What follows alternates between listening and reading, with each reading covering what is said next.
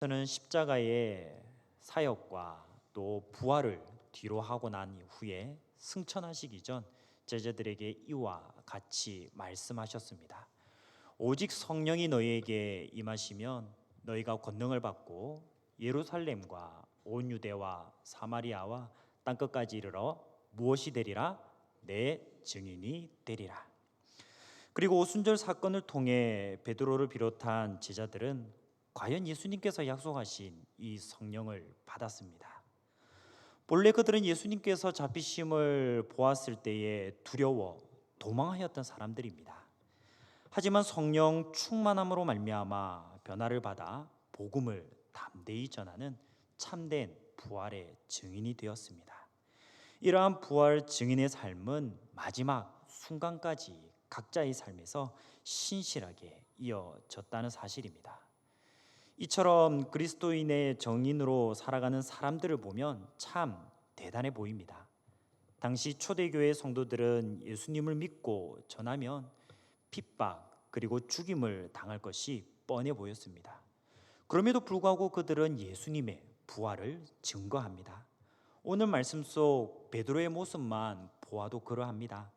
베드로가 예수님께서 약속하신 말씀대로 오순절 성령의 임재를 경험합니다. 그 즉시로 베드로와 다른 제자들은 성령의 말하게 하심을 따라 각 나라의 방언을 말하기 시작했습니다. 이때 당시 예루살렘에는 유월절 절기를 지키기 위해 디아스포라 유대인들도 머물고 있었습니다. 그들은 자기가 살고 있는 지역과 나라의 다른 말들을 각기 다양하게 사용하고 있었을 것입니다. 그런데 성령을 받은 제자들이 각 방언으로 디아스포라 유대인들과 유대교에 들어온 자들에게 알아듣도록 예수님의 부활을 말하는 것이 아니겠습니까? 한편 사도행전 4장 13절을 통해서는 베드로와 요한이 예수님을 담대히 말함을 듣던 이 사람들이 이상하게 여기고 있음을 말하고 있습니다. 왜냐하면 그들이 베드로와 요한을 본래 학문 없던 보통 사람으로 알고 있었기 때문입니다. 그런데 그들은 지금 이 상황 속에서 수많은 사람들에게 막힘없이 예수님의 부활을 전하고 있습니다. 곧 성령을 받은 베드로와 제자들이 능력 있게 부활의 증인의 삶을 살았던 것입니다. 병도 고치고 귀신도 쫓아내었습니다. 그리고 오늘 말씀 중 32절에서와 같이 우리가 다 이 일의 증인이다 라고 외칩니다.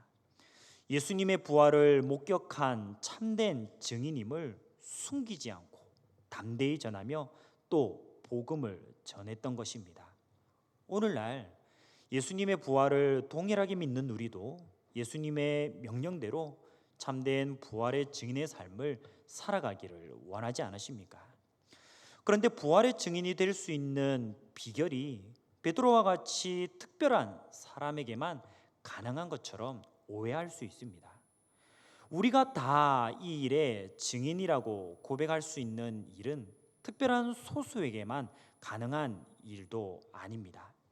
하지만 예수님의 부활, 십자가의 복음을 증거했던 증인들 모두가 베드로나 신앙의 위인과 같이 대단한 인물만 있었던 것은 아닙니다. 동서고금, 남녀노소, 어느 지역을 막론하고 예수님을 믿는 믿음을 가졌던 누구나가 복음을 전했습니다. 복음을 말과 행동, 그들의 온 삶으로 전함으로 참된 부활의 증인의 삶을 살았습니다. 이처럼 하나님께서는 우리와 같은 사람들을 통해서도 부활의 증인으로 삼으셔서 함께 하시는 분이십니다. 하나님께서는 우리를 통해 우리의 삶을 통해 복음이 전파되고 예수 그리스도의 부활이 증거되기를 원하신다는 사실입니다. 한편 이와 같은 놀라운 일들에 그날 주변에 있었던 유대인들이 수군거리기 시작합니다. 그들은 지금 거주하는 먼 지역에서 시간과 어려움을 감수하고 예루살렘으로 찾아와 절기를 지키고 있었습니다. 그만큼 자신이 그때 믿었던 유대교 신앙을 철저히 지키던 사람들입니다. 그런 그들이 예수님을 하나님의 아들로 구원자로 삶의 주인으로 고백하는 이들을 향해서 주목하기 시작했습니다. 바로 유대인들 한복판에서 복음을 전할 수 있는, 예수 그리스도의 부활을 증언할 수 있는 절체절명의 또한 기회였던 것입니다. 그때 베드로는 이 기회를 놓치지 않고 예수 그리스도의 복음을 전합니다. 오늘 말씀 속 베드로는 먼저 구약 성경에 기록된 믿음의 한 위인을 언급하기 시작합니다. 믿음의 위인이란 바로 다윗입니다. 다윗이 중요한 까닭은 그가 유대인들이 기대하는 메시아의 모델이었기 때문입니다. 그들은 로마 제국의 압제를 당하는 이 위기의 상황 속에서 또 다른 다윗이 나타나기만을 기다렸습니다. 그 옛날 다윗 왕이 보여준 부강한 나라의 힘과 권세를 기대했던 것이죠.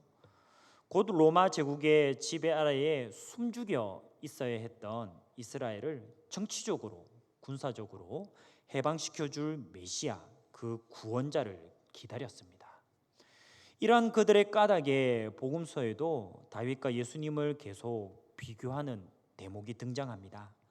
구약 성경에 예언된 예수님께서는 정치적이고 또 군사적인 구원자가 아니라 온 세상의 죄를 대속하시기 위해 오신 분임을 짚어주기 위해서였습니다. 베드로는 그러한 다윗과 예수님의 가장 중요한 차이점을 오늘 말씀 속에서 이렇게 언급합니다. 바로 무덤입니다. 우리나라에 있는 왕릉도 마찬가지이겠지만 대개 많은 사회에서 권력자일수록, 높은 위치에일수록 무덤은 화려하게 남아 있습니다. 특히 이스라엘 가운데에서 다윗과 같은 영웅이라면 이 무덤을 통해서 그의 업적을 가리는 일은 굉장히 당연해 보입니다. 하지만 무덤은 동시에 다윗의 한계를 보여주기도 합니다. 바로 그가 단지 사람에 불과하다는 사실입니다. 물론 다윗의 위대함을 부정할 사람은 아무도 없을 것입니다. 그는 누가 뭐라 해도 하나님의 마음에 합한 사람이었습니다. 이런 칭찬을 들을 사람은 성경 어귀에도 좀처럼 찾아보기가 힘듭니다. 하지만 충직한 부하였던 우리아의 이 아내를 빼앗았던 사건을 통해서 우리가 알 수 있듯이 그 또한 연약한 사람에 지나지 않았음을 알 수 있습니다. 연약함과 이러한 한계를 지니고 있던 사람입니다. 더불어 죽음도 피해가지 못한 채 무덤에 장사 지낸 바 되었던 다윗의 모습이었습니다. 그런데 오늘 말씀 속에서 다윗과 비교되는 분이 계십니다. 바로 예수님이십니다. 예수님께서는 그렇지 않으셨습니다. 예수님께서는 이 땅 위에서 강력한 왕권을 휘두르시지는 않으셨습니다. 대신 당시 사람들에게 짓밟히고 수치를 당하시며 십자가에 달려 숨을 거두시고 말았습니다. 예수님의 시신은 아리마대 요셉의 선의에 의하여서 겨우 수습될 수 있었을 뿐입니다. 하지만 예수님께서는 무덤이 필요하지 않으셨습니다. 왜냐하면 예수님께서 사망 권세를 이기시고 부활하셔서 무덤을 비우셨기 때문입니다. 베드로는 이렇게 놀라운 부활의 복음을 오늘 말씀 중 32절을 통하여서 더욱 간단 명료하게 밝히고 있습니다. 오늘 말씀 중 32절을 다 함께 한 목소리로 읽으시겠습니다. 이 예수를 하나님이 살리신지라 우리가 다 이 일의 증인이로다. 아멘. 바로 죽임 당하신 예수 그리스도를 하나님께서 다시 살리셨습니다. 사도들은 바로 이 예수님의 부활의 참된 증인이었습니다. 물론 오늘날 동일한 믿음을 가진 우리 역시도 부활의 증인임을 믿으시기 바랍니다. 화려한 무덤을 가진 사람 왕이 아니라 무덤을 비운 하나님의 아들 예수 그리스도의 부활을 전하는 증인들의 삶을 살아야 하는 것이죠. 이처럼 우리가 부활의 증인답게 증언하는 복음의 주인공은 그 다른 사람이 아니라 바로 예수님이십니다. 이스라엘 사람들이 그렇게 드러내놓고 자랑하기를 원했던 다윗도 아니라 오직 예수님뿐입니다. 그 어떤 다른 것이 아니라 오직 예수님만을 그들이 드러내고 증언하며 복음으로 전했다는 사실입니다. 오직 오늘 말씀을 통해서 우리가 알 수 있듯이 베드로는 자신의 잘남을 드러내지 않았습니다. 다른 어떤 것을 자랑하지 않았습니다. 오직 예수님만을 드러냅니다. 오직 예수 그리스도의 십자가의 일과 그 안에서 부활하신 일을 전하고 있을 뿐입니다. 부활의 증인인 우리의 말과 행동을 대하는 모든 사람들마다 우리의 모습을 통해서 예수님을 발견할 수 있어야 하지 않겠습니까? 물론 우리 각자에게는 연약함과 부족함이 참 많이 있습니다. 그리고 우리가 이것을 일상 속에서 매일 발견하며 나아갑니다.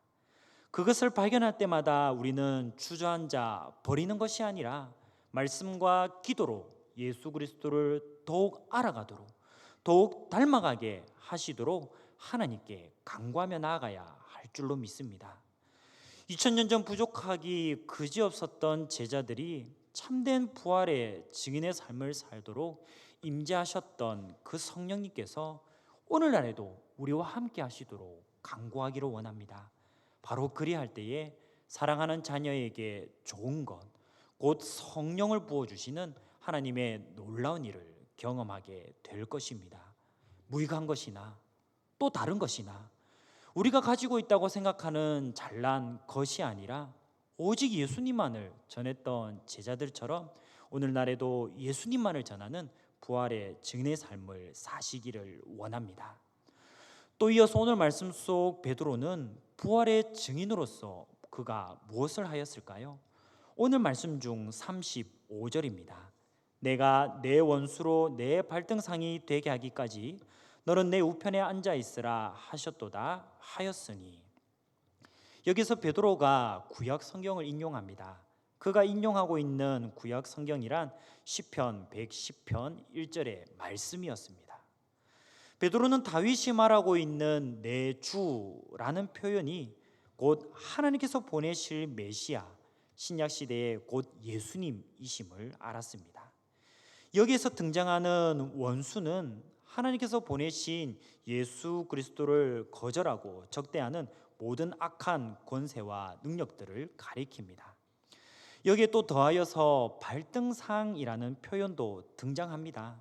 이 발등상이라는 단어는 본래 왕이나 귀족들이 의자에 앉을 때 그 발을 올려놓는 도구를 가리킵니다.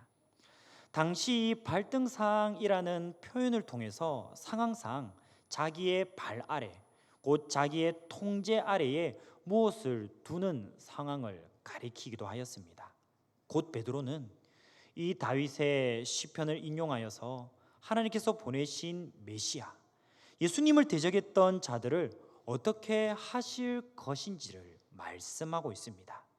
곧 모든 악한 권세와 악한 자들을 발 아래에 두게 하실 것이라는 사실입니다. 이처럼 베드로는 예수님을 메시아 곧 참된 구원자로 믿지 않고 거절했던 이스라엘 사람들에게 예수님을 거듭 증명하고 있습니다.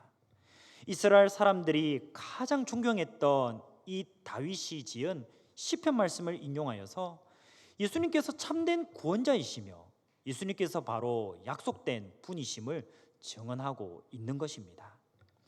이제 예수님이 바로 하나님께서 보내신 분이심을 증언하였던 베드로가 확신 있게 이스라엘 사람들에게 또 거기에 함께한 모든 자들에게 선포합니다.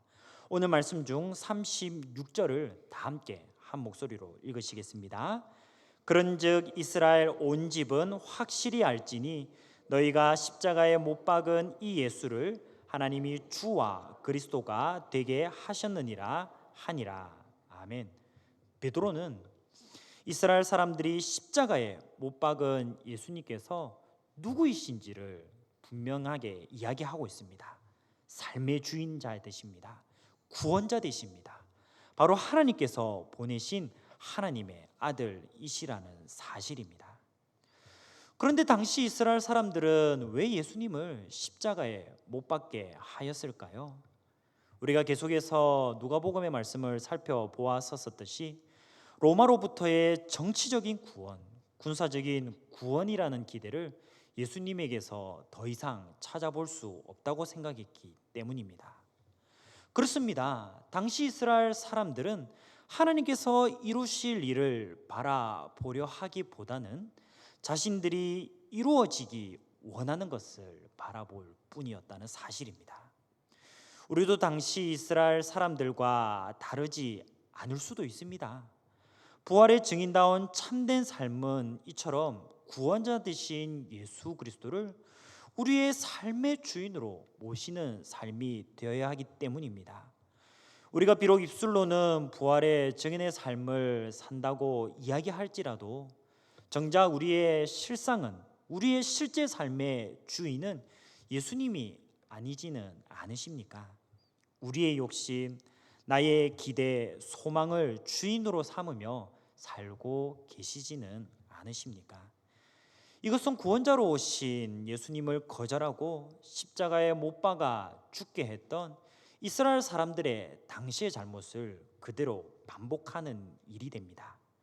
참된 부활의 증인은 입술로 예수님을 전할 뿐만 아니라 행동으로도, 자신의 삶으로도 구원자이시며 삶의 주인 되심을 나타내 보여줄 줄 아는 사람이기 때문입니다. 곧 예수님의 말과 행동을 따라 말씀에 드러난 하나님의 뜻에 순종하는 삶을 살아가시기를 원합니다. 그래서 예수님의 부활을 목격했던 제자들은 참된 부활의 증인답게 마지막 순간까지 순종하며 나아갈 수 있었습니다. 그들의 말로만 예수님을 전하며 드러낸 것이 아니라 행동으로, 그리고 모든 삶의 순간 속에서 복음을 땅끝까지 전하는 그 명령에 순종하며 나아갈 수 있었습니다. 당시 제자들은 예수님을 직접 만났고 함께 했고 십자가의 죽으심과 부활을 목격하였습니다. 오늘날 동일한 믿음을 가지고 있는 우리도 십자가에서 대속하신 예수님을, 부활하신 예수님을 이 말씀을 통해 만난다는 사실을 믿으시기 원합니다. 당시 제자들은 연약함과 부족함을 참 많이도 각기 다양하게 가지고 있었습니다.